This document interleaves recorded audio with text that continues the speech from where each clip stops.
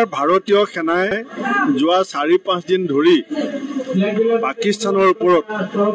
যি ধৰণে আক্ৰমণ কৰি সন্ত্ৰাসবাদীবিলাকক নিধন কৰিবৰ কাৰণে যি শক্তি প্ৰদৰ্শন কৰিছে, পাকিস্তানৰ লাহোৰলৈকে সোমাই গৈ তেওঁলোকৰ এয়াৰপৰ্ট ধ্বংস কৰা, 9টাকৈ সন্ত্ৰাসবাদীৰ ঘাটি বিধ্বস্ত কৰা, এইটো আমাৰ ভাৰতবৰ্ষৰ প্ৰত্যেকগৰাকী দেশপ্ৰেমীকে, প্ৰত্যেকগৰাকী নাগৰিকে আমি গৌৰৱান্বিত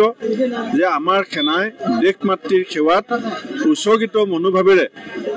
সন্ত্ৰাসবাদ নিৰ্মূল কৰিবৰ কাৰণে যিখন যুদ্ধ আৰম্ভ কৰিছে। আমিতো সীমান্তত গৈ যুঁজিব পৰা সুবিধা আৰু সুযোগ নাই, সেইকাৰণে আমি ইয়াৰ পৰাই ভাৰতীয় সেনাক প্ৰেৰণা দিবৰ কাৰণে, তেওঁলোকক যাতে আমি লগত আছোঁ, আমি এইখিনি কথা প্ৰতীয়মান কৰিবৰ কাৰণে আৰু আমিও যে যুদ্ধ সমৰ্থন কৰিছোঁ এই কথাটো আমি বুজাবৰ কাৰণেই আমি অঞ্চলে অঞ্চলে জাতি, ধৰ্ম, বৰ্ণ, সম্প্ৰদায়, উপজাতি নিৰ্বিশেষে আমি সকলোৱে এজন ভাৰতীয় হিচাপে এই পাকিস্তান সন্ত্ৰাসবাদ বিৰোধী যুদ্ধখনক আমি পূৰ্ণ সমৰ্থন জনাইছোঁ। আৰু ইয়াত আমি কোনো ৰাজনীতি, দল, মত আমি এইবিলাক কথা গুৰুত্ব নিদি আমাৰ দেশৰ আভ্যন্তৰীণ নিৰাপত্তা, দেশৰ নাগৰিকৰ জীৱন আৰু সম্পত্তিৰ সুৰক্ষা আৰু সন্ত্ৰাসবাদৰ বিৰুদ্ধে আমাৰ কংগ্ৰেছ দলৰ যিটো সংকল্প, সেই সংকল্পক আমি আজি সুদৃঢ় ৰূপত পুনৰ ভাৰতীয় সেনাৰ সমৰ্থনত আমি আগবঢ়াইছোঁ। আমাৰ কালিলৈ আৰু পৰহিলৈ কাউণ্টিঙৰ কাৰণে আমাৰ বন্ধ আছে। তাৰপিছত আমি কৈছোঁ যে আমি কোনো চাৰ্কুলাৰ দিয়া নাই,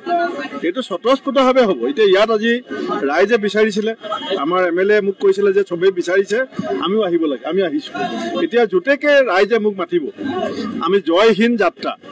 আমি কংগ্ৰেছৰ কোনো চাৰ্কুলাৰ দিয়া নাই, কাৰণ ইয়াত অকল কংগ্ৰেছ মানুহ অহা নাই। এতিয়া আপোনালোক সাংবাদিকসকলেও আমাৰ লগত খোজকাঢ়িছে, নহ'লে আপোনালোকে ইয়াত আহি পেলাই বাইকটো ল'লেও হয়, কাৰণ ইয়াত এটা আমাৰ আৱেগ আছে, ইয়াত দেশপ্ৰেম জড়িত হৈ আছে, স্বদেশ প্ৰেম,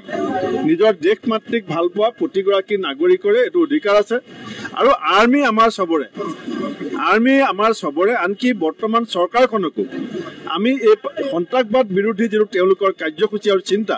তাক আমি পূৰ্ণ সমৰ্থন জনাইছোঁ। আমাৰ সভাপতি মাল্লিকাৰ্জুন খাৰ্গে ডাঙৰীয়া,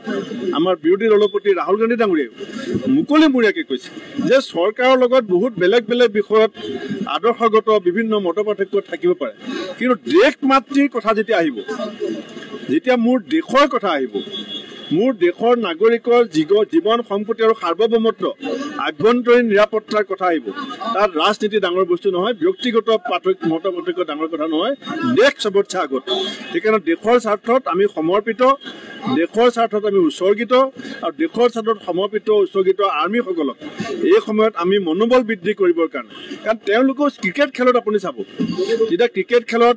এজন প্লেয়াৰে ফিল্ডত খেলি থাকে, তেতিয়া ষ্টেডিয়ামৰ ৰাইজৰ এটা হৰ্ষোল্লাসেও তেওঁলোকক যথেষ্ট উৎসাহিত কৰে। আজি আমাৰ সৈনিকসকলে সীমান্তত যুঁজিছে, লাহোৰলৈকে সোমাই গৈছে। লাহোৰলৈ যোৱা সৈনিকজনে গম পাব লাগিব যে সমগ্ৰ ভাৰতবৰ্ষৰ জনসাধাৰণৰ আশীৰ্বাদ, শুভকামনা